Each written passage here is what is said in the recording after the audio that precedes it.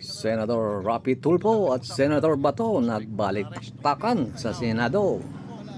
Senator Rapi Tulfo, binatikos ang mga pulis, ng mga abusadong pulis na nagtatanim ng mga ebidensya. Ayon naman kay Senator Bato, karamihan sa mga pulis na nireklamo kaya hindi sumasagot sa mga interview ni Rapi Tulfo dahil napapaya po daw sila sa ere dahil sa maraming followers ni Rapi Tulfo at parang trial by publicity ang nangyayari. Panoorin po natin ang balik-taktakan ng dalawang magiting na senador at marami po kayong matututunan sa kanilang mga sinasabi. Narito po sila, si Senator Bato at si Senator Rapi Tulfo. Thank you, Mr. President. Unang-una, I would like to associate myself to the revelations made by the good gentleman from Davao Oriental and Isabela. Totoo po yun, may mga pangyayaring pang-aabuso na ginagawa yung ating kapulisan and this should not be tolerated. Dapat talaga maaksyonan ito at nagpapasalamat tayo sa ating kulig dito na tinatanggap niya yung mga reklamo galing sa ating mga kawawang mga kababayan. But Mr. President, gusto ko lang po matanong yung ating distinguished gentleman from Davao Oriental kung yung mga nag-complain ba ay nakapag-file na ng kaso against this erring PNP personnel? Thank you, Your Honor. Marami sa kanila hindi pa nakapag-file ng kaso at kami na po ang nag-initiate na mag-file ng kaso on their behalf. And meron po ilan sa kanila ang na-file ng kaso and then nalaman ko po na sila po inosente and dito po pumapasok yung aking pong concern sa kanilang welfare at kaawa-awa sila. Kaya ako po gumagamit ng sarili kong pera para sila pagpiyansahan and then later on malaman-laman po ng kapulisan ng kanilang mga supervisor nito mga pulis na guilty po yung kanilang mga tauhan sa pang-abuso at pagpaplantang ebidensya, sinususpinde, and then later on, napapawalang sala po yung pong mga suspect na lumapit sa akin, kamag-anak ng mga suspect na lumapit sa akin. In some cases po, na paparusahan po yung mga pulis na ng abuso, Your Honor. Maraming salamat po, Your Honor, Mr. President. Meron tayong palaging sinusunod, no, na regularity in the performance of duty. Palagi, yan ang ating mantra ng kapulisan na regularity in the performance of duty. Sabi ng ibang pulis, sir, kami po'y kawawa kasi yung pag may mag-complain ng ganon, lalong-lalo na pag sa media mag-complain, ay yung side lang po ng complainant ang naririnig, yung side po namin ay hindi po napakinggan. Gusto ko lang po malaman from the good gentleman from Davao kung yung side ba ng police na ikinumplain ay napakinggan din ng ating colleague, Mr. President. Your Honor, thank you for that very, very super excellent question. Yes po. And my simple answer is yes. Palagi po, kapag minareklamo ng pulis, I make sure na sila po ay naimbitahan at tatawagan para magbigay ng kanilang side. Pero sa maraming pagkakataon po, maraming mga pulis umiiwas. Kahit na ilang araw namin sila binibigyan ng notice na sila po ay inireklamo at may interview sa programa ko. At iniiwasan po nila kami, binabagsakan pa ng telepono. But again, hindi naman lahat. Yung iba sa kanila, sumasagot, nagbibigay ng kanilang side, and then nalalaman ko po, in some rare cases, na yung mga pulis pala talaga inosente. At yung pong mga nagsumbong at gumagawa ng istorya, napapahiya po on air. Kaya meron po tayo nakikitang video, ipinatulfo ang sarili.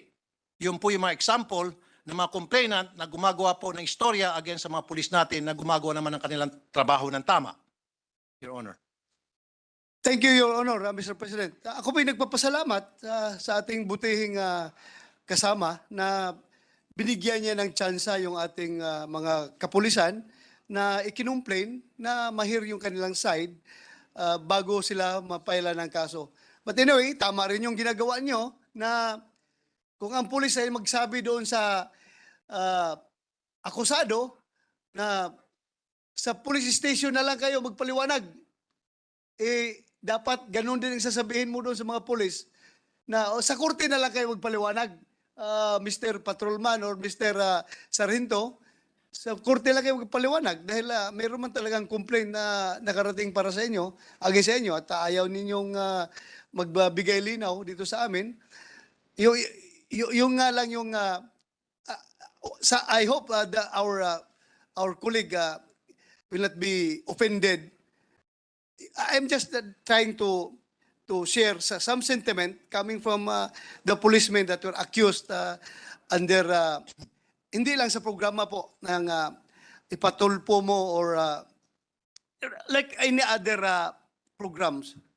Ang sentimento, I hope we are open-minded to accept to listen to the sentiments also of the policemen.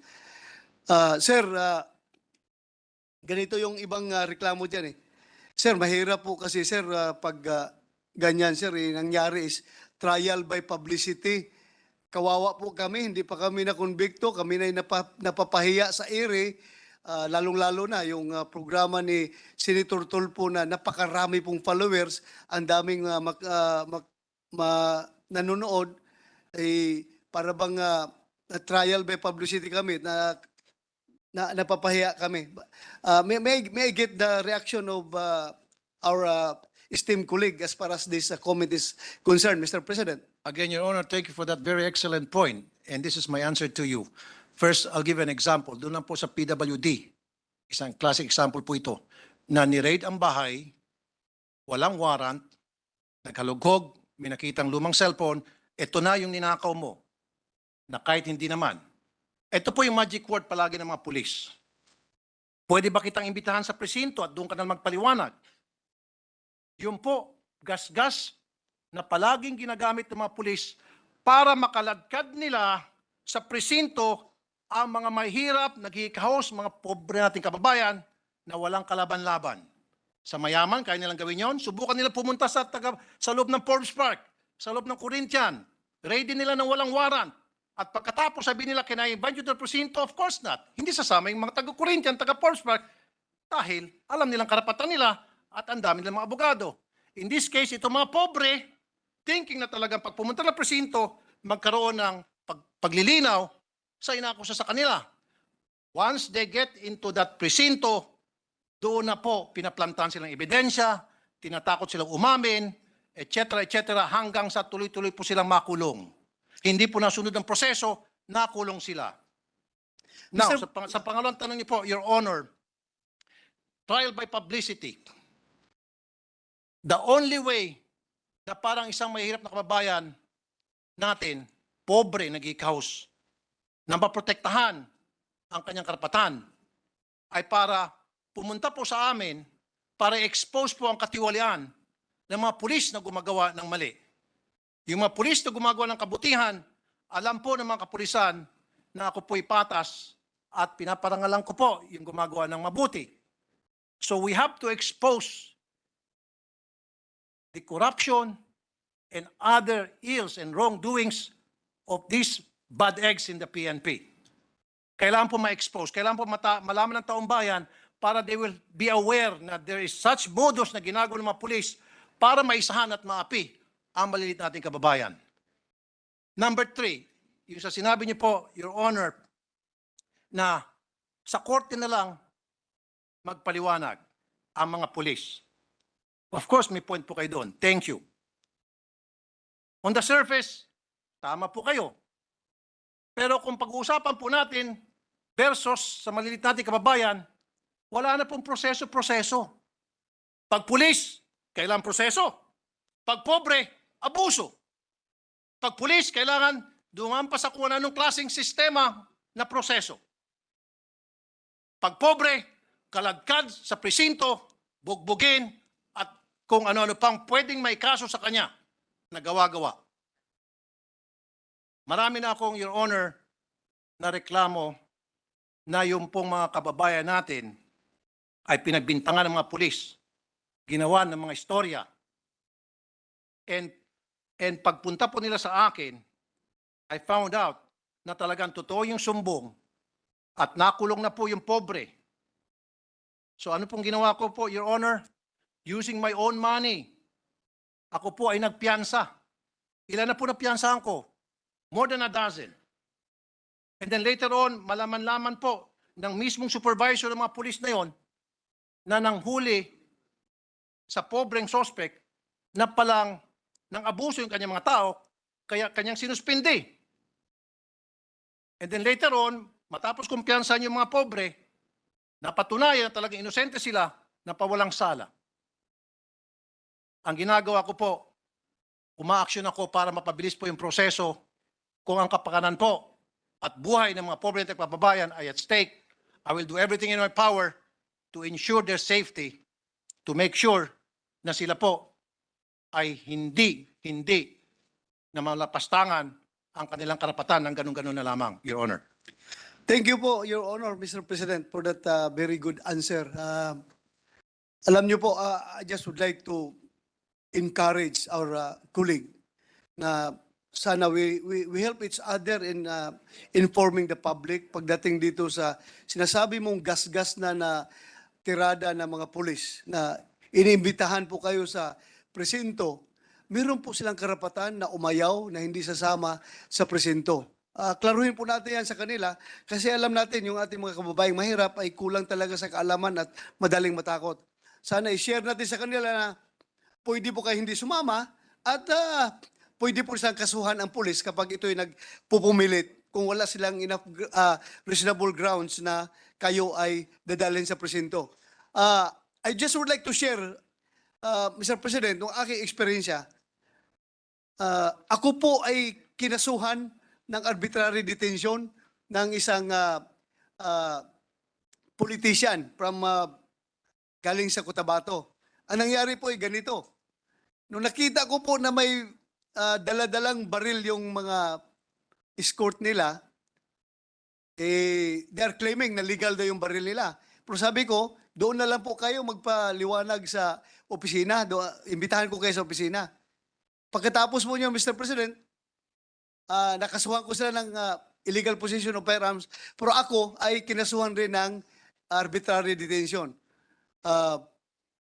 Kinausap ko yung piskal, bakit hindi na dismiss yung kaso ko from doon sa piskalya.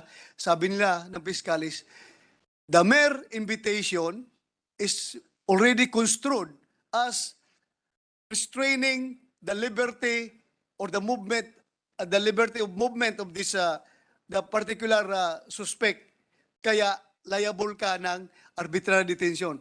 Detention na pala yun. Kahit hindi mo pa kinulong sa kulungan, hindi mo pa pinasok sa silda, the mere na nirestrain mo kanyang movement at dinala mo sa police station, that already constitute arbitrary detention.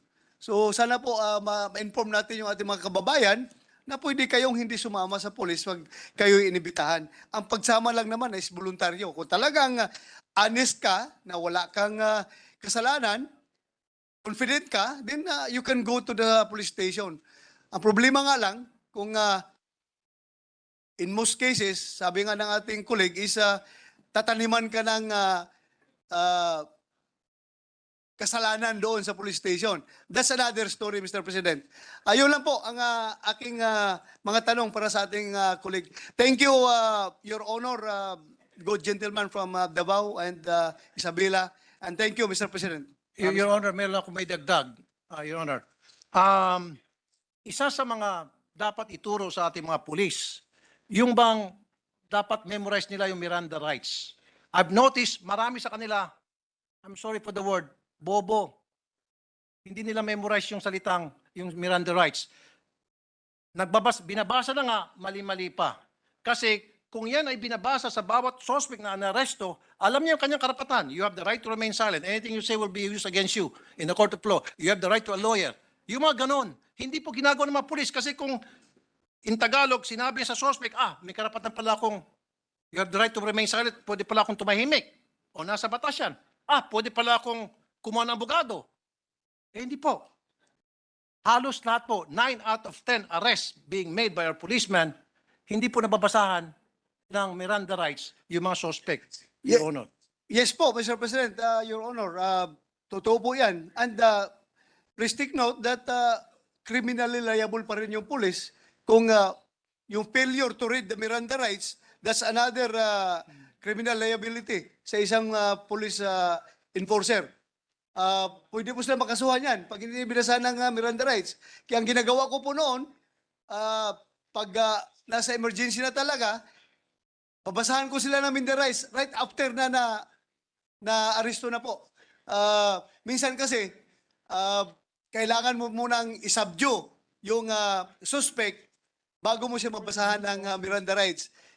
Minsan nga, doon mo na mabasahan sa istasyon before mag-imbestiga. Dahil nga, yung sitwasyon na talagang nagkagulo, ganun po. So, but still, liable po sila pag hindi nila binasahan ng Miranda rights, Mr. President.